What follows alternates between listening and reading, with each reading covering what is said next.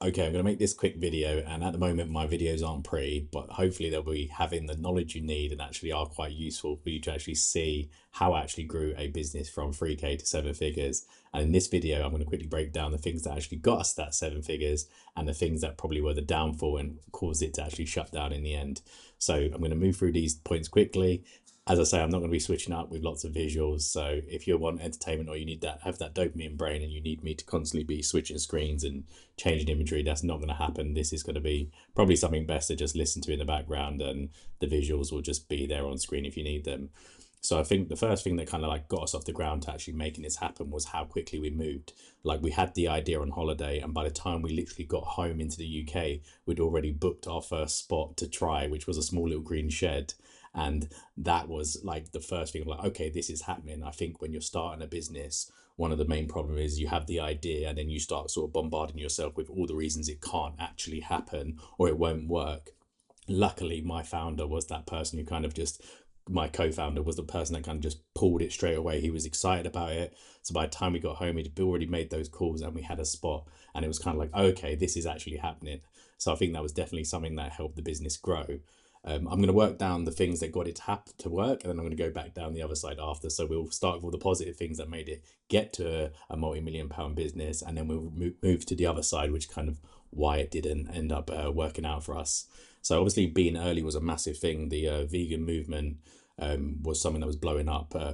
So that was something that knew we could actually ride that wave, and we knew it was just bubbling. We could hear things happening, and we saw sort of like slowly money and businesses were coming into that space. So that was a huge thing for us. I think obviously a lot of that's down to luck and timing, and I'll be honest, we didn't plan it that way. It just happened to have the idea.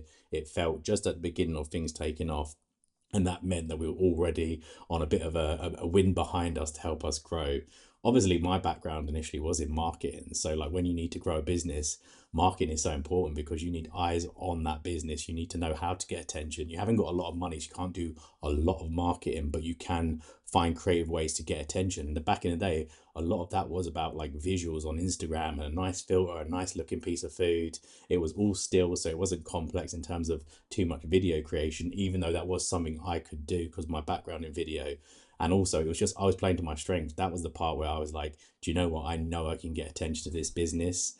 And what also happened on the back of that, because the marketing that we did was so good, actually celebrities and famous people found out about it, including like JME, who would tweet about us.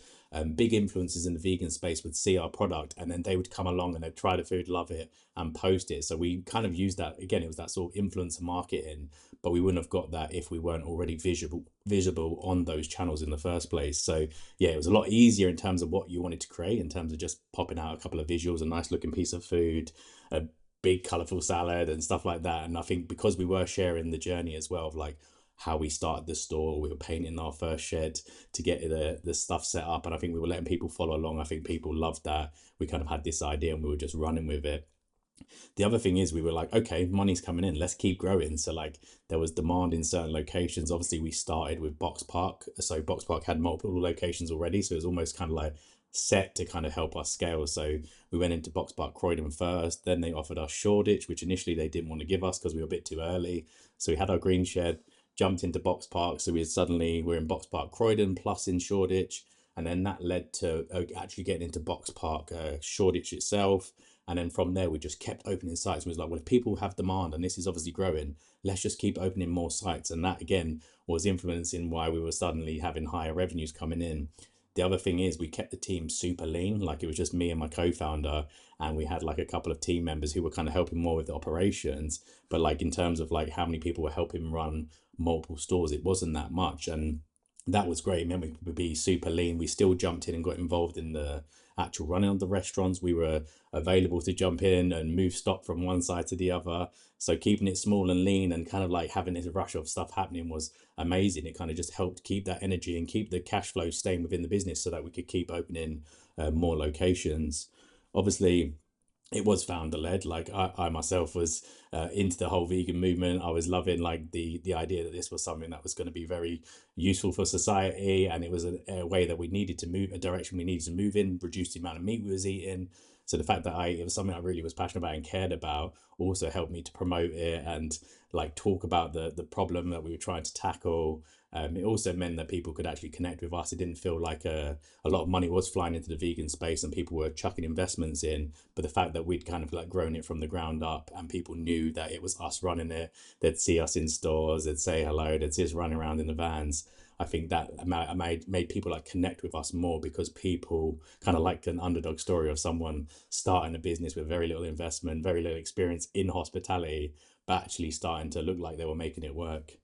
So yeah, that kind of also leads into like backing ourselves. Like we kind of we were both like freelance before. I was doing content creation. He was a PT, my co-founder, and so we just kind of went with it. And I think the wave and the attention, and it was just kind of it was if anything, the business itself felt like it was pulling us forward, and it was taking control of us. And we were like, can we keep up? Can we keep up? Can we know we're doing the right things? Can we grow? We were just seeing, okay, money's available. We can open locations. There's someone saying they want demand in Manchester. Brighton's a great scene for having a vegan restaurant. We went to Bristol and we're looking at locations. We were just like, where are our ideal customers and how do we open up another shop there?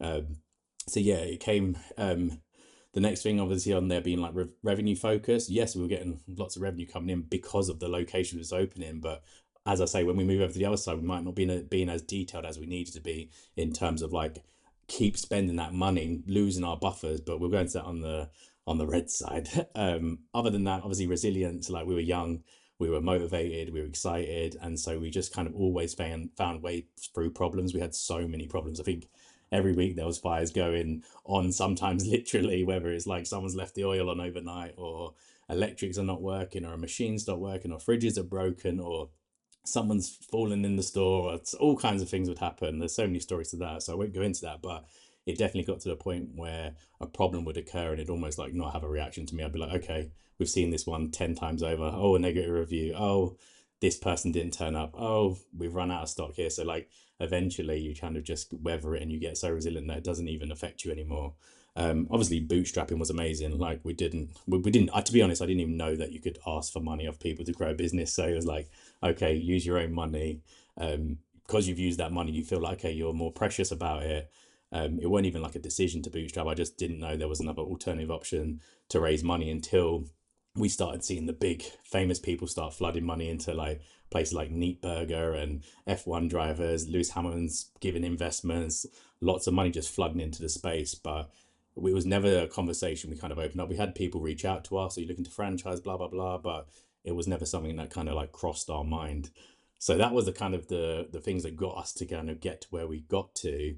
And that was all quite exciting. Obviously, I've just kind of given that a bit of a cliff notes, but here are the things that kind of were more the downfall of the business. So a big thing, obviously, moving fast is great at the beginning, but then moving fast when things are starting to work can be a bit detrimental because you start opening sites really quickly. Like you get excited, oh, there's some money in the bank, let's open another one. Whereas you kind of don't then give the time for the kind of the restaurants to settle as well. Like just because you open doesn't mean suddenly that restaurant's going to be doing just as good as your other one. And as you kind of spread out, if you're too close, then you kind of cannibalize each other.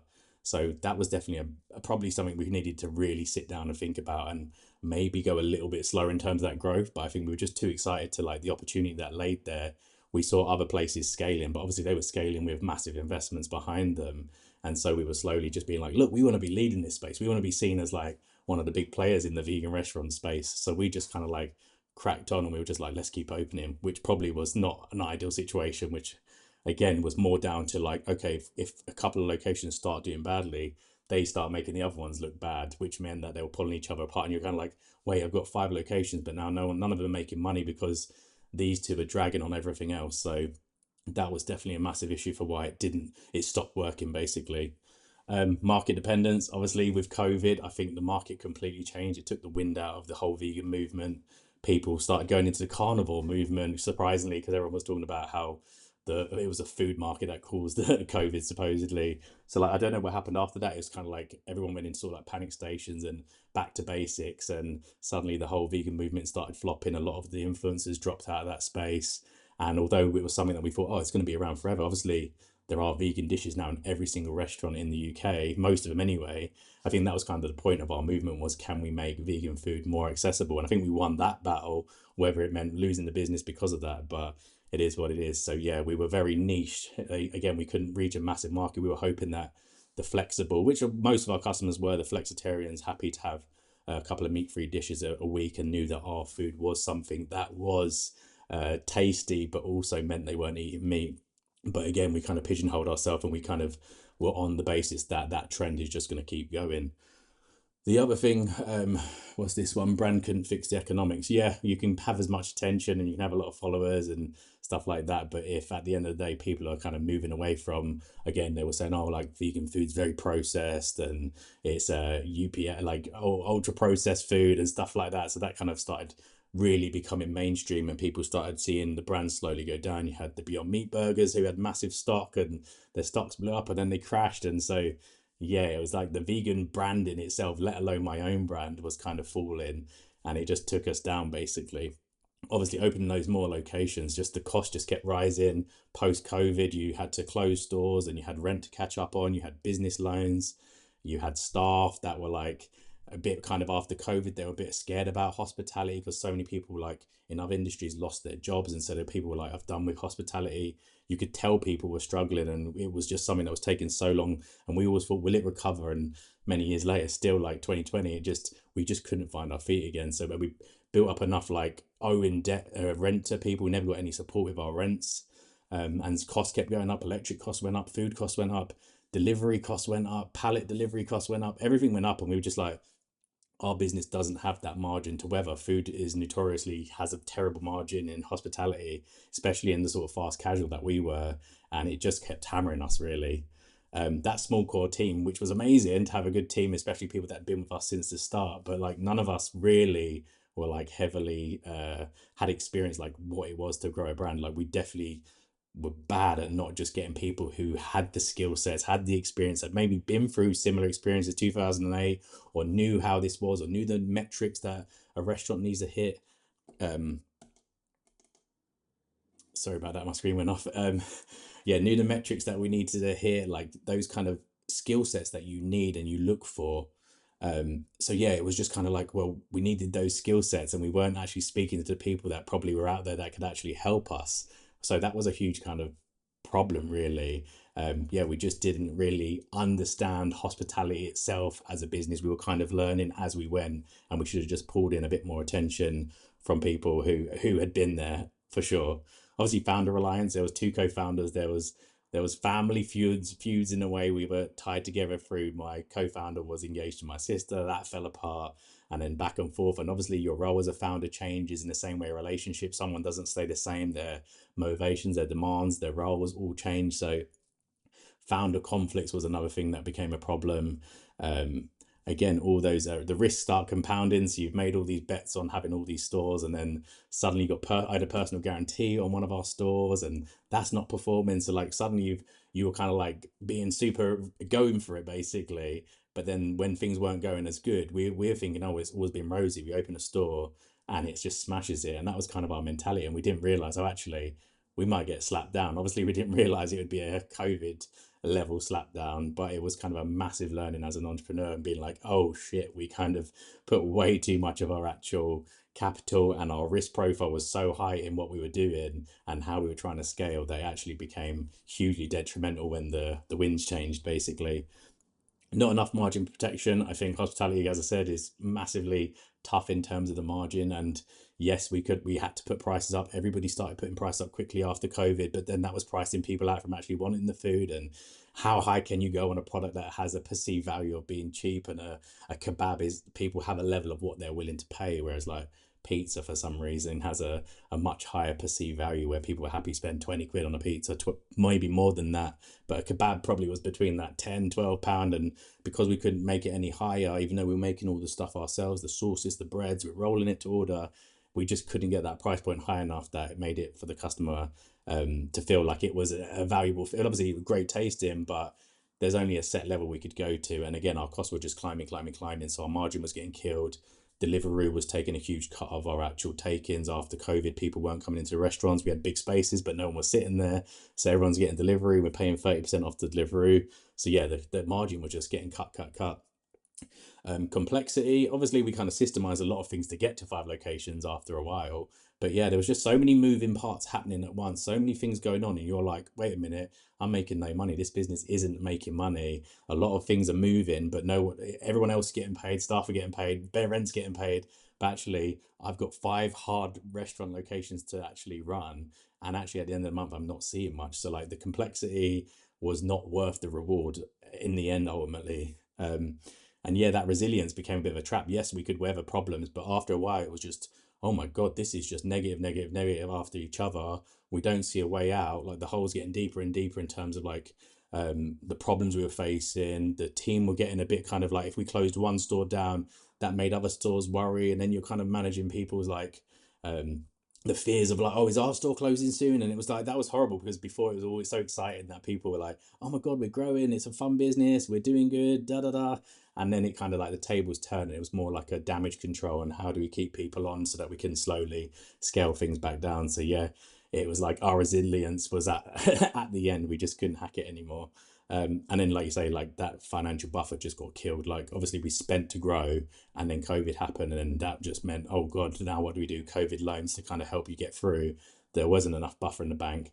There weren't going to be any investment for people to come in and save us. It was already it wasn't an exciting time to get involved in our business. So naturally, even though we didn't look for investment, it was just kind of like, oh, our buffer's gone, we've spent, we owe. How long is this going to take before we can actually get to even break even? And we're not paying ourselves, and the stress it's given us just wasn't worth it. So yeah, those were the kind of like the highs of the excitement that got us going, and obviously the different things that sometimes are out of our control in terms of like the wider world of COVID, the vegan movement falling and stuff like that. So there was things that kind of helped us get up to that 7 figure point, but you can also see the things that knocked us down. And again, looking at this perspective of like what happened, I now have definitely things in my mind in terms of business models, in terms of like what needs to be in place sooner, money management, those kind of things are now things that I've definitely learned from. And hopefully you've seen, or you can pull a few things from there that might be useful. I know it's very quick, but I just thought it'd be a quick video to explain the things that got us to that 7 figures and the thing that took us down. And yeah, most businesses maybe who open post COVID won't, hopefully never get to experience something like that, but ultimately these things happen and you have to be able to weather it. So yeah, hope you found that useful. And I know it's a bit of a boring video if you're just looking at my face and the picture on the side, but maybe if you're just listening to the background, it was quite useful. So yeah, I think I've learned a lot from growing my business from a bootstrap into 7 figures. So if you're a business owner and you want to speak to someone who's been there and done it and actually can help you avoid some of these things a little bit more detailed, because I've kind of rushed over it, then hey, yeah, reach out, send me a DM, and I'd love to work with you.